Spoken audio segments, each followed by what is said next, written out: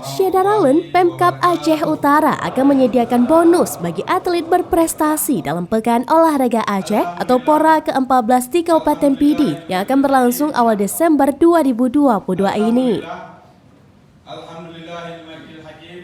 Karena itu diharapkan kepada 117 atlet dari 15 cabang olahraga yang akan bertarung nantinya dapat membawa pulang medali sebanyak-banyaknya.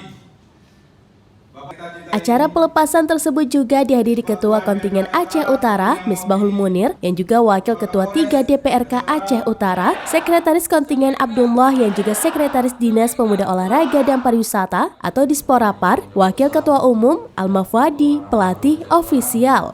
Lalu saya yakin di bawah komando Pak Raul, pimpinan kontingen Kabupaten Aceh Utara, pasti ya selama lumayan dan juara umum. Selain itu, para kepala organisasi perangkat daerah atau OPD.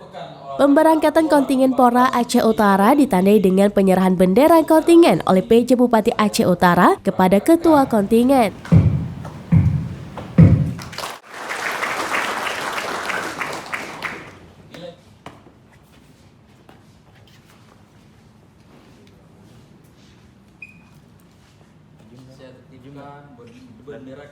Azwardi yang juga mantan sekretaris KONI Kota Sabang mengatakan untuk bisa bertanding dalam event PORA, mekanismenya harus lulus seleksi di Prapora yang sangat selektif dan tidak mudah.